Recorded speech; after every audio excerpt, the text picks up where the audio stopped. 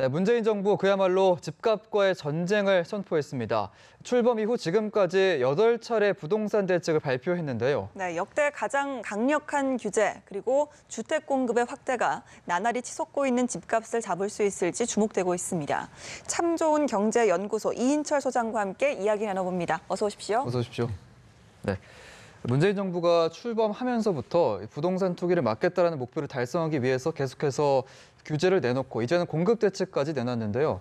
전반적인 문재인 정부의 부동산 대책 어떻게 좀 평가하십니까? 혹시 오락실에서 두더지 게임을 해보셨어요? 예.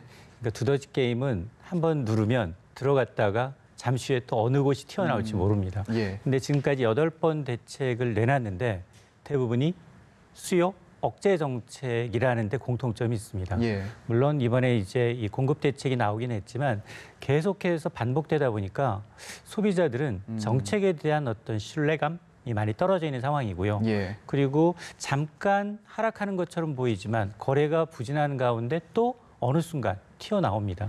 그러다 보니까 이 정부가 지금 이제 공급 대책으로 선언을 하긴 했습니다만 지금 21일 발표된 건을 보게 되면 예. 수도권에 30만 호 공급이었거든요. 현 정부 기간 내. 근데 3만 5천 호. 3만 5천 호로 하면 약 10분의 1 정도를 이제 물량을 이제 발표를 한 건데 예. 이 군데에서도 지금 서울 집값의 근원지는 서울이거든요. 서울인데 11곳 가운데 2곳만 공개가 됐어요. 구 성동 구치소 부지 그리고 이제 개포동에 있는 재건마을 이게 합치면 1,640호에 그칩니다. 예. 그러니까 물량이 굉장히 미미하다라는 걸 알 수 있는데 근데 힌트는 좋습니다. 계속해서 이 1기 신도시와 서울과 굉장히 인접한 지역의 미니 신도시 100만 평 규모의 4곳 내지는 5곳을 20만 호 정도로 공급을 하겠다. 예. 이건 굉장히 기대감이 커질 수 있습니다. 왜냐하면 1기 신도시가 5곳이 있는데요. 일산과 분당, 중동과 평촌, 산본. 굉장히 예. 성공한 케이스거든요. 서울의 집값 상승을 굉장히 효율적으로 막아낸 방어했던 곳이기 때문에 예. 만에 하나 예정대로 3기 신도시가 공급이 된다면 굉장히 이제 서울 집값 안정에는 기여할 수 있겠지만 그러나 공급 타이밍이 보게 되면 보통 2021년 이후 그러니까 앞으로 빨라야 4, 5년, 예. 길면 10년까지도 갈 수 있기 때문에 뭐 실효성 여부에 대해선 좀 더 지켜봐야겠습니다. 예. 예, 일단 9.13 부동산 대책이 발표된 직후에 서울의 아파트 집값이 조금은 좀 잡히고 있거든요. 맞습니다. 아무래도 대책의 영향이다라고 생각을 해도 되겠습니까? 맞습니다. 일단 대책의 효과가 크고요. 그다음에 이제 공급에 대한 기대감. 지금 이 서울 아파트 가격이 굉장히 뛴 데는 1,100조에 달하는 부동자금이 끌어올린 면도 충분히 있습니다. 근데 2년 전에 이제 전세 살았던 분들이 지금 만기가 돌아오면서 갑자기 실수요자들이 불안해진 겁니다. 정말 이대로 집값이 올라버리면 나는 정말 무주택자로 평생 살아야 되는 게 아니냐. 그러다 보니까 투기 세력이 올려놓은 가격을 지금 실수요자들이 지금 사야 되나 말아야 되나 이런 고민을 하고 있거든요. 이런 시점에 굉장히 입지가 좋은 곳에 정부가 계속해서 공급을 하겠다라는 시그널은 굉장히 좋은 현상인데요. 근데 예. 다만 문제가 되는 게 있다면 지금 이번 대책에도 빠져 있지만 1,100조 원에 달하는 이 부동자금을 어떻게 할 거냐. 예. 사실은 최정구 금융위원장도 돈 있는 사람들이 집을 사는 거 막을 수가 없다라고 얘기를 하고 있거든요. 예. 그러니까 이런 이제 부동자금이 어떤 소비라든가 아니면 어떤 투자라든가 이쪽으로 좀 유인할 수 있는 방안이 부동산 이외에서 나와야 되고요.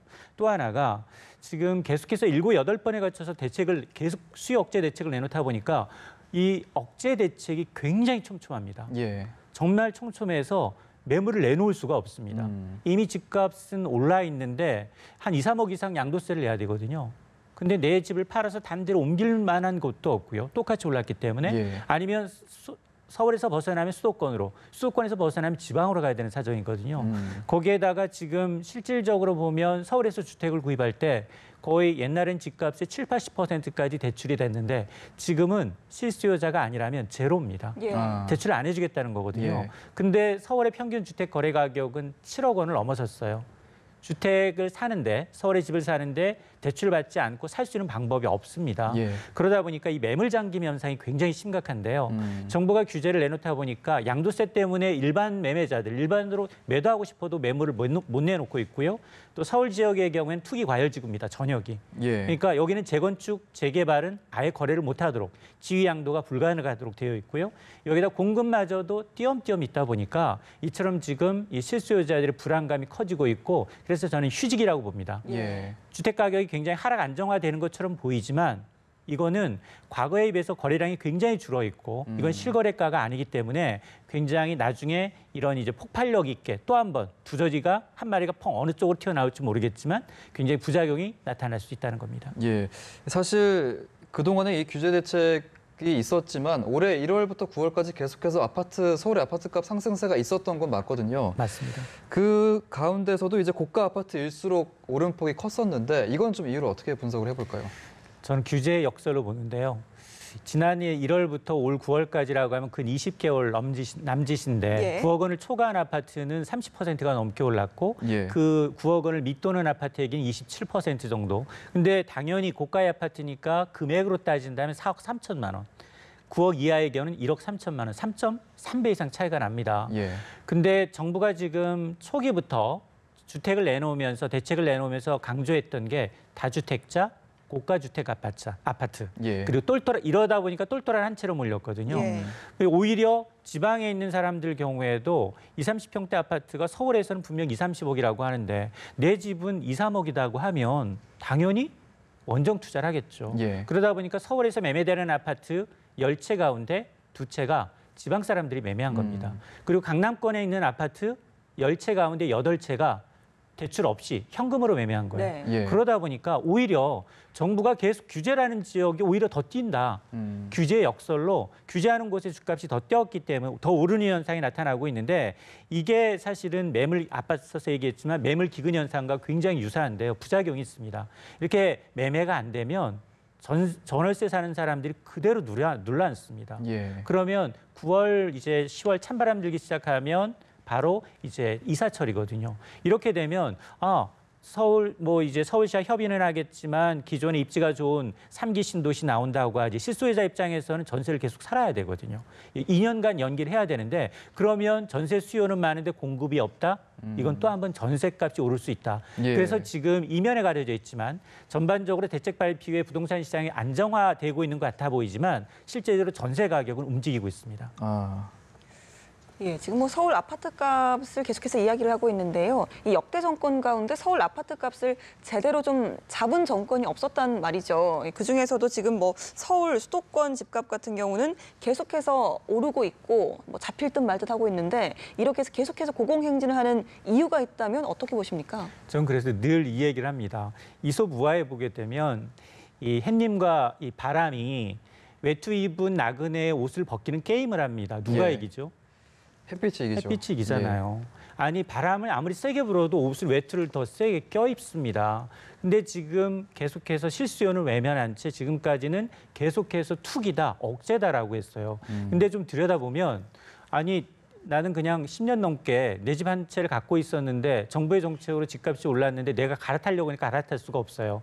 거기에다가 2년 거주 안 하면 세금을 더 걷겠다고 하니 나까지 투기가 돼버린 그리고 지금 저금리가 굉장히 고착화되다 보니까 은퇴하신 분들이 은행에다가 이제 퇴직금을 넣어놔도 정말 이제 이자가 안 나오다 보니 오히려 은퇴하고 난 다음에 내 집 한 채를 갖고 임대용으로 산 겁니다. 그럼 예. 그분들 투기로 볼 건가? 이 부분에 대해서는 논란이 있다는 겁니다. 근데 지금 계속해서 보면 투기 억제 정책으로 과거에도 그렇고 현재도 그렇고 앞서 지적을 해주셨습니다만 성공한 케이스가 없답니다. 예. 예. 그러면 그 세계적인 트렌드를 좀 보게 되면 사실은 글로벌 금융위기 이후 최근 5년 동안 집값 상승률이 굉장히 높았던 것은 뭐 뉴욕의 맨하탄, 영국 런던, 홍콩, 싱가포르 이런 데거든요. 이런 데의 경우에는 사실은 뭐 적게는 40%, 많게는 60%까지 올랐어요. 근데 지난해부터 가격이 떨어졌습니다. 그 이유는 두 가지입니다.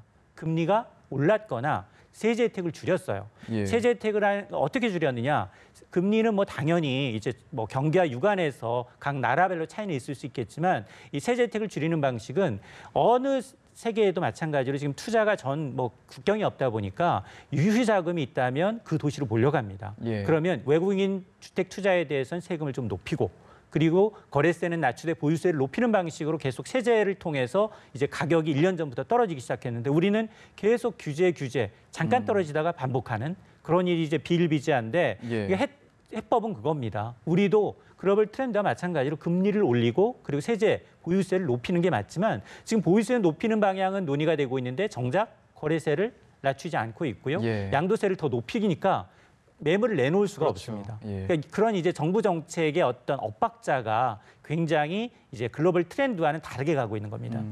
오늘 뭐 두더지 게임부터 해와 바람까지 굉장히 비유를 많이 들어서 소개를 해주시고 계신데 일단 지금 주택 공급 확대 계획이 아까 말씀해 주신 것처럼 타이밍에 문제가 좀 있는 것 같습니다. 너무 늦었다라는 얘기가 좀 나오고 있거든요. 일단 전체적인 물량을 보게 되면 서울은 10,000호, 기껏해야 10,000호 정도. 예. 그리고 이제 수도권에서 이제 미니 신도시 100만 평 규모의 일기 신도시와 서울 인근에 있는 이제 4개 내지 5개에서 20만 원을 공급하겠다. 이러면 아마 이제 평촌 규모 4만에서 5만 정도가 입주할 수 있는 분량 4, 5개를 만든다라고 하는데 문제는 이 지도를 펴놓고 보시면 서울하고 경기도 사이에 큰 땅이 없습니다. 예. 대부분 다 그린벨트로 묶여 있어요. 근데 그린벨트라는 게 동전의 양면이에요. 그린벨트를 풀면 적시에 공급을 할 수 있다는 장점이 있지만 투기 수요가 됩니다. 예. 인근 땅값이 올라가고요. 보상금이 다시 부동산으로 유입될 수도 있거든요. 그러니까 이제 지금 서울시도 그렇고 환경단체도 그렇고 인근 주민들조차도 반대하고 있습니다. 예. 그래서 이번에 나온 공급 대책도 마찬가지입니다. 지금 성동구치소의 경우에는 당초 구치소가 이전하게 되면 그 지역 주민들은 사실 그동안 님비 현상이라고 물론 말할 수도 있겠지만 복합 문화시설로 예정돼 있던 겁니다.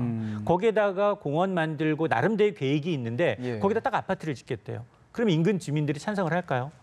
우리가 2015년에 어떤 일이 있었냐면 똑같습니다. 행복주택이라고 해서 굉장히 전철이 있는 유휴 위주에다가 2, 3개 동을 지어가지고 대학생들, 신혼부부들 주겠다고 취지는 굉장히 좋았거든요. 예. 근데 결국 주민들의 반대로 무산됐습니다. 그러니까 지금 나온 공급 계획이 그대로 실행될 거냐 이 부분에 대해서는 의문이라는 겁니다. 예, 그렇군요. 이미 좀 서울 도심 지역 같은 경우는 땅값이 정말 오를 대로 올라 있는 상황인데 여기서 좀 준주거 지역이나 상업지의 용적률을 높인다는 게 사실 효과는 미미할 것이다 이런 지적도 나오고 있거든요. 여기에 대해서 어떻게 보십니까? 맞습니다. 이게 용적률이라는 게 단위 면적에 한 지금까지는 4층 상업지역으로 분류가 돼서 4층짜리 건물을 지을 수 있었던 걸 2개 층을 더 지을 수 있게 해주겠다. 예. 대신에 늘어나는 용적률의 절반은 공공 임대주택으로 하자. 근데 이게 3년이에요. 예. 3년간 한시적으로 하겠다는 겁니다. 근데 서울 어디에 찾아보더라도 이게 이제 전철 인근이나 상업지역, 물론 뭐 준주거 지역의 경우에는 500%까지 해주겠다라고 얘기를 하고 있는데 네. 딱 봐서 들어설 데가 많지가 않고요. 예. 기껏해 한두 동 신규 입지거든요. 기존에 있는 입지를 이렇게 해주면 이거는 차별됩니다. 역차별. 왜 어디는 해주고 나는 안 해주지? 지금 뭐 굉장히 서울시의 경우에는 층수 규제 라인 한강 인접한 데는 위로 못 찍게 하고 있는데 그러면 기존에 있던 상업지역과 준주거지역에 대한 어떤 차별성 때문에 신규 상업지역이나 준주거지역에 대해서 이렇게 용적률을 완화해서 위로 더 짓게 하는 거죠. 그 더 지은 물량의 절반 정도를 이제 공공임대주택으로 환수하겠다라는 건데 그런데 이제 입지가 많지가 않다. 예. 그렇게 공급될 수 있는 물량이 관리 몇이나 되겠느냐. 이 부분에 대해서는 좀 고민해 볼 필요가 있습니다. 예, 좀 생각을 해봐야 될 것 같습니다. 이번에 공급 대책을 보면서 말씀해 주신 것처럼 그린벨트 얘기를 빼놓을 수가 없는데 일단 저희가 좀 짚어봐야 될 게 서울시와 국토부의 지금 엇갈린 주장을 좀 짚어봐야 될 것 같아요, 먼저. 맞습니다. 국토부는 지금 사실은 지난해 처음에 이제 김현미 장관이 이제 집값 대책을 내놓으면서 청와대는 집값 안정적으로 잡아놓으면 피자 쏘겠다고 얘기할 정도로 공들였던 부분이거든요. 예. 쏘았어요. 당분간 안정이 된 것처럼 보였습니다. 그런데 지금 이렇게 상승한 데는 물론 뭐 국토부의 정부 정책적인 어떤 부분도 있겠지만 서울시도 굉장히 일조를 한 게 사실입니다. 예. 용산과 여의도 마스터 플랜이 발표되면서 갑자기 불붙었거든요. 그러면서 개인적으로는 사실 국토부와 어차피 이제 같은 민주당 계열이고 정부고 하다 보면 좀 합의점을 찾지 않을까라고 했는데 역시 박원순 시장은 그린벨트 해제는 굉장히 난색을 표시하고 있습니다. 그러나 이 30만 제곱킬로미터 이하의 경우에는 이 시도지사가 그린벨트의 이제 전권을 갖고 있지만 단서 조항이 있습니다. 예. 정부가 국토 이용 계획에 따라 직권으로 해제가 가능합니다. 근데 만에 하나 정부가 직권 해제로 서울시의 그린벨트를 강압적으로 푼다면 이건 정치적으로 보면 굉장히 리스크가 큽니다. 예. 누구도 상처를 받을 수 있고요. 그리고 그린벨트 해제한다고 집값 안정될까요? 라고 물어보면 확실할 수 없죠. 100% 예. 확답할 수 있는 부분이 없습니다. 그리고 무엇보다도 서울시 지금 박원순 시장이 얘기하고 있는 게 이거 미래 세대를 위한 최후의 보루 아닙니까? 우리 그린벨트마저도 정말로 집을 지을 만큼 지금 보급률이 낮냐?